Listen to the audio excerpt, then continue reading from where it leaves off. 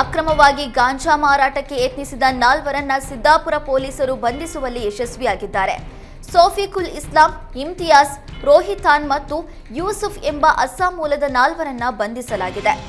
ಆರೋಪಿಗಳು ಕೊಡಗಿನ ಹೊಸಕೆರೆ ಬಳಿ ಗಾಂಜಾ ಮಾರಾಟಕ್ಕೆ ಯತ್ನಿಸಿದ್ರು. ಖಚಿತ ಮಾಹಿತಿ ಮೇರೆಗೆ ದಾಳಿ ನಡೆಸಿದ ವಿರಾಜಪೇಟೆ ತಾಲೂಕಿನ ಸಿದ್ದಾಪುರ ಪೊಲೀಸರು ಗಾಂಜಾ ಮಾರಾಟಗಾರರನ್ನ ಹೆಡೆಮುರಿ ಕಟ್ಟಿದ್ದಾರೆ. ಬಂಧಿತ 4ರನ್ನ ನ್ಯಾಯಾಲಯಕ್ಕೆ ಹಾಜರುಪಡಿಸಲಾಗಿದೆ. ಬಾಗಲಕೋಟೆ ನಗರದಲ್ಲಿ ಸಂಕ್ರಾಂತಿ ನಿಮಿತ್ತವಾಗಿ ರಾಷ್ಟ್ರ ಸೇವಿಕ ಸಮಿತಿಯಿಂದ ಘೋಷ ಸಹಿತ ಆಕರ್ಷಕ ಪಥಸಂಚಲನ ನಡೆಯಿತು. ಅಂಬಿಗರ ಓಣಿಯ ರಾಷ್ಟ್ರ ಸೇವಿಕ ಸಮಿತಿಯ ದುರ್ಗಾ ಶಾಖೆ, ಹಳೆಪೇಟ ಮಡುವಿನ ಯಲ್ಲಮ್ಮ ದೇವಿ ಶಾಖೆ, ವಿದ್ಯಾಗಿರಿಯ ಸೀತಾಮಾತಾ ಶಾಖೆ ಎಂಬ 3 ಶಾಖೆಗಳಿಂದ ನಗರದ ಪ್ರಮುಖ ಬೀದಿಗಳಲ್ಲಿ ಪಥಸಂಚಲನ ಜರುಗಿತು. ಪಥಸಂಚಲನ ಜರುಗಿದ ರಸ್ತೆಯ ಇಕ್ಕೆಲಗಳಲ್ಲಿ ಸಾರ್ವಜನಿಕರು ಪುಷ್ಪವೃಷ್ಟಿ ಸುರಿಸಿದ್ರು. ಇನ್ನು ಪಥಸಂಚಲನ ಸಾಗುವ ರಸ್ತೆಯುದ್ದಕ್ಕೂ ರಂಗವಲ್ಲಿ ಬಿಡಿಸಿ ಪಥಸಂಚಲನಕ್ಕೆ ಪ್ರೋತ್ಸಾಹ ನೀಡಿದ್ರು. ಪಥಸಂಚಲನ ಹಿನ್ನೆಲೆ ನಗರದಲ್ಲಿ ಬಿಗಿ ಪೊಲೀಸ್ ಬಂದೋಬಸ್ತ್ ವ್ಯವಸ್ಥೆ ಕಲ್ಪಿಸಲಾಗಿತ್ತು.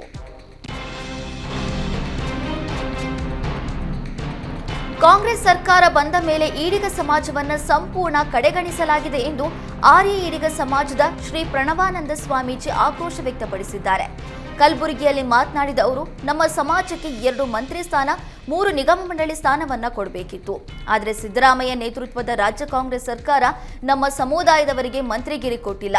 ನಮ್ಮ ಸಮಾಜದ ಮುಖಂಡ ಮಾಲೀಕಯ್ಯ ಗುತ್ತೇದಾರರನ್ನ ಸಂಪೂರ್ಣ ಮೂಲೆಗುಂಪು ಮಾಡಲಾಗಿದೆ. ಈಡಿಗ ಸಮಾಜದ ಸಚಿವರು, ಶಾಸಕರು ನಮ್ಮ ಸಮಾಜದ ಬಗ್ಗೆ ಧ್ವನಿ ಎತ್ತುತ್ತಾ ಇಲ್ಲ. ಅದಕ್ಕಾಗಿ ನಾವು 2ನೇ ಹಂತದ ಹೋರಾಟಕ್ಕೆ ನಿರ್ಧರಿಸಿದ್ದೇವೆ ಅಂತ ತಿಳಿಸಿದರು.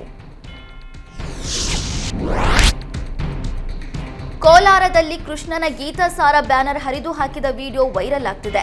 ಜನವರಿ 3ರಂದು ಕೋಲಾರ ಬಂದ್ ವೇಳೆ ಡಿಡಿಪಿಐ ಕಚೇರಿಗೆ ನುಗ್ಗಿ ಕೃಷ್ಣನ ಗೀತಾಸಾರ ಬ್ಯಾನರ್ ಅನ್ನು ಹರಿದು ಅಪಮಾನ ಮಾಡಲಾಗಿದೆ.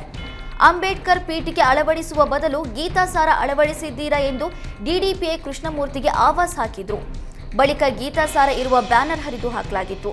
ಸದ್ಯ ಈ ವಿಡಿಯೋ ಸಾಮಾಜಿಕ ಜಾಲತಾಣದಲ್ಲಿ ವೈರಲ್ ಆಗ್ತಾ ಇದೆ. ಗೀತಾಸಾರ ಹರಿದು ಅಪಮಾನ ಮಾಡಿರುವುದನ್ನು ಯಾದವ ಸಂಘ ಖಂಡಿಸಿದೆ. ಆರೋಪಿಗಳ ವಿರುದ್ಧ ಕ್ರಮ ಕೈಗೊಳ್ಳುವಂತೆ ಒತ್ತಾಯ ಮಾಡಲಾಗಿದೆ. ತುಮಕೂರು ಜಿಲ್ಲೆ ಗುಬ್ಬಿ ತಾಲೂಕಿನ ಗಿಡದ ಮುದ್ದೇನಹಳ್ಳಿ ಗ್ರಾಮದಲ್ಲಿ ಟಾಟಾ ಏಸ್ನಲ್ಲಿ ಜೈ ಭೀಮ್ ಹಾಡು ಹಾಕಿದ್ದಕ್ಕೆ ಹಲ್ಲೆ ನಡೆಸಲಾಗಿದೆ. ಸಿರಿವರ ಗ್ರಾಮದ ದೀಪು ಮತ್ತು ನರಸಿಂಹಮೂರ್ತಿ ಎಂಬುವರ ಮರ್ಮಾಂಗಕ್ಕೆ ಒದ್ದು ಹಲ್ಲೆ ಮಾಡಲಾಗಿದೆ. ರೈಲ್ವೆ ಪೊಲೀಸ್ ಚಂದ್ರಶೇಖರ್ ಹಾಗೂ ನರಸಿಂಹರಾಜು ಎಂಬುವರು ಹಲ್ಲೆ ನಡೆಸಿದ್ದಾರೆ ಎಂದು ಆರೋಪಿಸಲಾಗಿದೆ. ಟಾಟಾ ಏಸ್ನಲ್ಲಿ ಜೈ ಭೀಮ್ ಹಾಡು ಹಾಕಿಕೊಂಡು ಹೋಗ್ತಾ ಇದ್ದಾಗ ಚಂದ್ರಶೇಖರ್ ಹಾಗೂ ನರಸಿಂಹರಾಜು ಇಬ್ಬರು ಬೈಕ್ನಲ್ಲಿ ಬಂದು ಅಡ್ಡಗಟ್ಟಿ ಗಲಾಟೆ ಮಾಡಿದ್ದಾರೆ. ಅಂಬೇಡ್ಕರ್ ಹಾಡು ಯಾಕೆ ಹಾಕಿದ್ದೀರಾ, ನಿಮ್ಮ ಜಾತಿ ಯಾವುದು ಅಂತ ಪ್ರಶ್ನಿಸಿ ಹಲ್ಲೆ ಮಾಡಿದ್ದಾಗಿ ಆರೋಪಿಸಲಾಗಿದೆ. ಈ ಕುರಿತು ಗುಬ್ಬಿ ಪೊಲೀಸ್ ಠಾಣೆಯಲ್ಲಿ ಪ್ರಕರಣ ದಾಖಲಾಗಿದೆ. ಜಿಲ್ಲಾ ಪಂಚಾಯತ್, ತಾಲೂಕ್ ಪಂಚಾಯತ್ ಚುನಾವಣೆ ಸಮೀಪಿಸ್ತಾ ಇದ್ದಂತೆ ಕೇಂದ್ರ ಸಚಿವ ಕುಮಾರಸ್ವಾಮಿ ಆಕ್ಟಿವ್ ಆಗಿದ್ದಾರೆ. ಮೊನ್ನೆ ಮೈಸೂರಿನಲ್ಲಿ ವಿವಿಧ ಕಾರ್ಯಕ್ರಮಗಳಲ್ಲಿ ಎಚ್ಡಿಕೆ ಭಾಗಿಯಾಗಿದ್ದು ಪಕ್ಷ ಬಲವರ್ಧನೆ ಬಗ್ಗೆ ಚರ್ಚೆ ನಡೆಸಿದ್ರು. ಈ ಮೂಲಕ ಸಿಎಂ ತವರಿನಲ್ಲೇ ಸ್ಥಳೀಯ ಸಂಸ್ಥೆಗಳ ಚುನಾವಣೆಗೆ ಕಹಳೆ ಮೊಳಗಿಸಿದ್ರು. ನಿನ್ನೆ ಚಾಮುಂಡಿ ಬೆಟ್ಟಕ್ಕೆ ಭೇಟಿ ನೀಡಿದ ಎಚ್ಡಿಕೆ ಚಾಮುಂಡಿ ದೇವಿಗೆ ವಿಶೇಷ ಪೂಜೆ ಸಲ್ಲಿಸಿದ್ರು. ಎಚ್ಡಿ ಕುಮಾರಸ್ವಾಮಿಗೆ ಸ್ಥಳೀಯ ಜೆಡಿಎಸ್ ಮುಖಂಡರು ಸಾಥ್ ನೀಡಿದ್ರು. ಕತ್ತು ಹಿಸುಕಿ ಪತಿಯಿಂದಲೇ ಪತ್ನಿಯ ಹತ್ಯೆ ನಡೆದಿದೆ. ಕೊಪ್ಪಳದ ಭಾಗ್ಯನಗರದ ಜನತಾ ಕಾಲೋನಿಯಲ್ಲಿ ಈ ದುರ್ಘಟನೆ ಸಂಭವಿಸಿದೆ. ಪತ್ನಿಕ ರೇಣುಕಾ ಸಂಗಟಿಯನ್ನ ಕೊಂದು ಪಾಪಿ ಪತಿ ಅನಿಲ್ ಪೊಲೀಸರಿಗೆ ಶರಣಾಗಿದ್ದಾನೆ. 4 ವರ್ಷದ ಹಿಂದೆ ಅನಿಲ್ ಹಾಗೂ ರೇಣುಕಾ ಮದುವೆಯಾಗಿದ್ರು. ಆರಂಭದಲ್ಲಿ ರೇಣುಕಾಳನ್ನ ಚೆನ್ನಾಗೇ ನೋಡ್ಕೊಳ್ತಾ ಇದ್ದ ಅನಿಲ್ ಇತ್ತೀಚೆಗೆ ಪ್ರತಿನಿತ್ಯ ಕುಡಿದು ಬಂದು ರೇಣುಕಾಗೆ ಕಿರುಕುಳ ನೀಡ್ತಾ ಇದ್ದಂತೆ.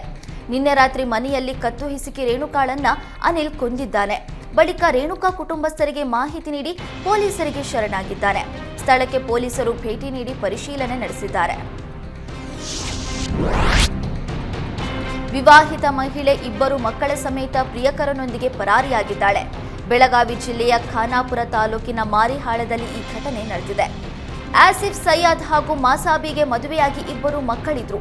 ಆದರೆ ಪರಪುರುಷನ ವ್ಯಾಮೋಹಕ್ಕೆ ಬಿದ್ದ ಪತ್ನಿ ಮಾಸಾಬಿ ಪ್ರಿಯಕರ ಬಸವರಾಜು ಸೀತಿಮನಿ ಎಂಬಾತನ ಜೊತೆ ಪರಾರಿಯಾಗಿದ್ದಾಳೆ. ಈ ಕುರಿತು ಪತಿ ಆಸಿಫ್ ಆರೋಪವನ್ನ ಮಾಡಿದ್ದಾನೆ. ಮನೆಯಲ್ಲಿದ್ದ 60 ಗ್ರಾಂ ಚಿನ್ನ, 5 ಲಕ್ಷ ಹಣ, ಸೈಟ್ ದಾಖಲೆ, ಗೃಹ ಉಪಯೋಗಿ ವಸ್ತುಗಳನ್ನೆಲ್ಲ ತೆಗೆದುಕೊಂಡು ಪ್ರಿಯಕರನ ಜೊತೆ ಹೋಗಿದ್ದಾಳೆ ಅಂತ ಪತಿ ಪೊಲೀಸ್ ಠಾಣೆಗೆ ದೂರು ಕೊಟ್ಟಿದ್ದಾನೆ. ಪರಾರಿಯಾಗಿರುವ ಮಾಸಾಬಿ ಜನವರಿ 1ರಂದು ರಾತ್ರಿ ವೇಳೆ ಕಾರಲ್ಲಿ ಹೋಗುವ ದೃಶ್ಯ ಸಿಸಿಟಿವಿಯಲ್ಲಿ ಸೆರೆಯಾಗಿದೆ. ಪರಾರಿಯಾದ ಮಾಸಾಬಿ ಹಾಗೂ ಇಬ್ಬರು ಮಕ್ಕಳಿಗೆ ಮಾರಿಹಾಳ ಪೊಲೀಸರು ಹುಡುಕಾಟ ನಡೆಸಿದ್ದಾರೆ. ಖದೀಮನೊಬ್ಬ ಎಸ್ಪಿ ರೋಡ್ ಹಾಗೂ ಕಬ್ಬನ್ಪೇಟೆಯ ಹಾರ್ಡ್ವೇರ್ ಶಾಪ್ಗಳಿಗೆ ನುಗ್ಗಿ ಲಕ್ಷಾಂತರ ರೂಪಾಯಿ ಮೌಲ್ಯದ ವಸ್ತುಗಳನ್ನು ಕದ್ದೊಯ್ದಿದ್ದಾನೆ. ಕಳೆದ ಕೆಲ ತಿಂಗಳಿಂದ ಮೆಟಲ್ ಅಂಗಡಿಗಳನ್ನೇ ಟಾರ್ಗೆಟ್ ಮಾಡಿದ್ದ ಕಳ್ಳ ಮಾಸ್ಕ್ ಧರಿಸಿಕೊಂಡು ಗ್ರಾಹಕರ ಸೋಗಿನಲ್ಲಿ ಬಂದು ತಾಮ್ರದ ಬಂಡಲ್ ಎಗರಿಸಿದ್ದಾನೆ.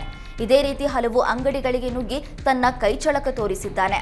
ಮೆಟಲ್ಸ್ ಕಳ್ಳನ ಕೃತ್ಯ ಅಂಗಡಿಗಳ ಸಿಸಿಟಿವಿಯಲ್ಲಿ ಸೆರೆಯಾಗಿದೆ. ಈ ಸಂಬಂಧ ಕಬ್ಬನ್ಪೇಟೆಯ ಮಾರುತಿ ಮೆಟಲ್ಸ್ ಮಾಲೀಕರು ಹಲಸೂರು ಗೇಟ್ ಠಾಣೆಗೆ ದೂರು ನೀಡಿದ್ದಾರೆ. ದೇವರ ಮೈಮೇಲೆ ಇದ್ದ ಚಿನ್ನಾಭರಣಗಳನ್ನು ಹೊತ್ತೊಯ್ದಿರುವ ಘಟನೆ ಬೆಳಗಾವಿ ಜಿಲ್ಲೆಯ ಬೈಲಹೊಂಗಲ ತಾಲೂಕಿನ ತಿಗಡಿ ಗ್ರಾಮದಲ್ಲಿ ನಡೆದಿದೆ. ಗ್ರಾಮದ ತಿಗಡಿ ಹಿರೇಮಠ ದೇವಸ್ಥಾನದಲ್ಲಿ ಕಳ್ಳರು ಕೈಚಳಕ ತೋರಿಸಿದ್ದಾರೆ. ದೇವರ ಮೇಲಿರುವ 30 ತೊಲ ಬೆಳ್ಳಿ ಬಂಗಾರವನ್ನ ಕದ್ದೊಯ್ದಿದ್ದಾರೆ. ಸ್ಥಳಕ್ಕೆ ಬೈಲಹೊಂಗಲ ಠಾಣೆ ಪೊಲೀಸರು ಭೇಟಿ ನೀಡಿ ಪರಿಶೀಲನೆ ನಡೆಸಿದ್ದಾರೆ. ಪ್ರಕ್ರಿಯಾ ಮಲ್ಟಿ ಸ್ಪೆಷಾಲಿಟಿ ಆಸ್ಪತ್ರೆ ಹಾಗೂ ಅದ್ವಿಕಾ ಕೇರ್ ಫೌಂಡೇಶನ್ ವತಿಯಿಂದ ಸ್ವಚ್ಛ ದಾಸರಹಳ್ಳಿ ಅಭಿಯಾನ ಕೈಗೊಳ್ಳಲಾಗಿತ್ತು. ದಾಸರಹಳ್ಳಿ ವ್ಯಾಪ್ತಿಯ ವಿವಿಧ ಏರಿಯಾಗಳಿಗೆ ತೆರಳಿ ಸ್ವಚ್ಛತೆಯ ಅರಿವು ಮೂಡಿಸಲಾಯಿತು. ದಾಸರಹಳ್ಳಿ ಶಾಸಕರಾದ ಎನ್ ಮುನಿರಾಜು, ಪ್ರಕ್ರಿಯಾ ಆಸ್ಪತ್ರೆ CEO Srinivas Chirakuri, Advika care foundation Rajashree Warrier ಹಾಗೂ ಸಿಬ್ಬಂದಿ ವರ್ಗ ಅಭಿಯಾನದಲ್ಲಿ ಪಾಲ್ಗೊಂಡಿದ್ರು. ಮೈಸೂರಿನ ಇನ್ಫೋಸಿಸ್ ಕ್ಯಾಂಪಸ್ನಲ್ಲಿ ಚಿರತೆ ಪ್ರತ್ಯಕ್ಷವಾಗಿದೆ. ಕಳೆದ ಕೆಲ ದಿನಗಳಿಂದ ಆಗಾಗ್ಗೆ ಚಿರತೆ ಕಾಣಿಸಿಕೊಳ್ತಾ ಇದ್ದು ಜನರು ಭಯದಿಂದಲೇ ಓಡಾಟ ನಡೆಸ್ತಾ ಇದ್ದಾರೆ. ಇದೀಗ ನಿನ್ನೆ ರಾತ್ರಿ ವೇಳೆ ಚಿರತೆ ರಸ್ತೆ ದಾಟ್ತಾ ಇದ್ದ ದೃಶ್ಯ ಇನ್ಫೋಸಿಸ್ ಸಿಬ್ಬಂದಿಗಳ ಮೊಬೈಲ್ನಲ್ಲಿ ಸೆರೆಯಾಗಿದೆ.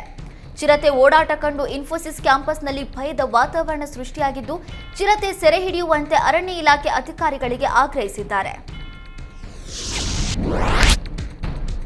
ಕಾಡಾನೆಯೊಂದು ರೈಲ್ವೆ ಬ್ಯಾರಿಕೇಡ್ಗೆ ಸಿಲುಕಿ ಪರದಾಡಿದ ಘಟನೆ ನಾಗರಹೊಳೆ ಉದ್ಯಾನವನದ ಅಂಚಿನ ಅರಸು ಹೊಸಕಟ್ಟೆ ಕೆರೆಯಲ್ಲಿ ನಡೆದಿದೆ. ವೀರನ ಹೊಸಹಳ್ಳಿ ಅರಣ್ಯ ವ್ಯಾಪ್ತಿಯಲ್ಲಿ ಕಾಡಾನೆಗಳು ಆಗಾಗ ಕೆರೆಯಲ್ಲಿ ನೀರು ಕುಡಿಯೋದಕ್ಕೆ ಬರ್ತವೆ. ಈಗ ಕಾಡಾನೆಯೊಂದು ನೀರು ಕುಡಿದು ಮುಂಜಾನೆ ಅರಣ್ಯಕ್ಕೆ ಮರಳುವ ವೇಳೆ ಸಿಮೆಂಟ್ ಕಂಬದ ಮಧ್ಯೆ ಸಿಲುಕಿಕೊಂಡಿದೆ.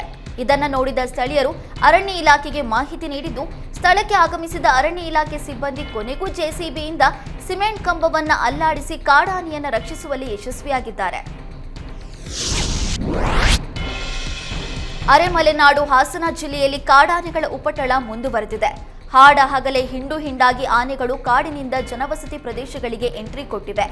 ಹಾಸನ ಜಿಲ್ಲೆಯ ಸಕಲೇಶಪುರ ತಾಲೂಕಿನ ಒಳಲಹಳ್ಳಿಯಲ್ಲಿ ಈ ಘಟನೆ ನಡೆದಿದೆ. ಕಾಡಾನೆಗಳನ್ನು ಕಂಡು ಗ್ರಾಮಸ್ಥರು ಭಯಭೀತರಾಗಿದ್ದಾರೆ. ವಿಷಯ ತಿಳಿದು ಸ್ಥಳಕ್ಕೆ ಆಗಮಿಸಿದ ಅರಣ್ಯಾಧಿಕಾರಿಗಳು ಕಾಡಾನೆಗಳನ್ನು ಅರಣ್ಯಕ್ಕೆ ಹಿಮ್ಮೆಟ್ಟಿಸಲು ಯತ್ನಿಸಿದ್ದಾರೆ. ಬೆಂಗಳೂರಿನಲ್ಲಿ ಚಿತ್ರಕಲಾ ಪರಿಷತ್ನಿಂದ ಆಯೋಜಿಸಿರುವ 22ನೇ ಚಿತ್ರಸಂತೆ ಸಿಎಂ ಸಿದ್ದರಾಮಯ್ಯ ಚಾಲನೆ ನೀಡಿದರು. ಚಿತ್ರಸಂತೆಯಲ್ಲಿ 20 ರಾಜ್ಯಗಳ ಕಲಾವಿದರು ಕಲಾಕೃತಿಗಳನ್ನು ಅನಾವರಣಗೊಳಿಸಿದ್ದಾರೆ. ಹೆಣ್ಣು ಗಂಡುವಿಗೆ ಸಮಾನವಾದ ಹಕ್ಕು ಇದೆ ಎಂಬ ಸಂದೇಶ ಸಾರುವ ಸಲುವಾಗಿ ಈ ಬಾರಿ ಚಿತ್ರಸಂತೆಯನ್ನ ಹೆಣ್ಣು ಮಗುವಿಗೆ ಸಮರ್ಪಣೆ ಮಾಡಲಾಗಿದೆ. ಬೆಳಗ್ಗೆ 8ರಿಂದ ಆರಂಭವಾಗಿದ್ದು ರಾತ್ರಿ 8ರವರೆಗೂ ನಡೆಯಲಿದೆ. 1420 ಕಲಾವಿದರಿಗೆ ಚಿತ್ರಸಂತೆಯಲ್ಲಿ ಅವಕಾಶ ಕೊಡಲಾಗಿದ್ದು 152 ಮಂದಿ ಹಿರಿಯ ಕಲಾವಿದರು ಕೂಡ ಚಿತ್ರಸಂತೆಯಲ್ಲಿ ಭಾಗಿಯಾಗಿದ್ದಾರೆ. ಕನಿಷ್ಠ 100 ರೂಪಾಯಿನಿಂದ 3-4 ಲಕ್ಷ ರೂಪಾಯಿವರೆಗೂ ಕಲಾಕೃತಿಯನ್ನ ಮಾರಾಟ ಮಾಡಲಾಗುತ್ತಿದೆ. ಬಳಿಕ ಮಾತನಾಡಿದ ಸಿಎಂ, ನಾನು 7ನೇ ಸಲ ಈ ಚಿತ್ರಸಂತೆ ಉದ್ಘಾಟನೆ ಮಾಡ್ತಾ ಇದ್ದಾನೆ. ಜಗತ್ತಿನಲ್ಲಿ ಬೇರೆಲ್ಲೂ ಮಾಡದ ಚಿತ್ರಸಂತೆ ನಮ್ಮಲ್ಲಿ ಮಾಡ್ತಾ ಇರುವಂತದ್ದು ಹೆಮ್ಮೆಯ ವಿಷಯ ಅಂತ ಹೇಳಿದರು.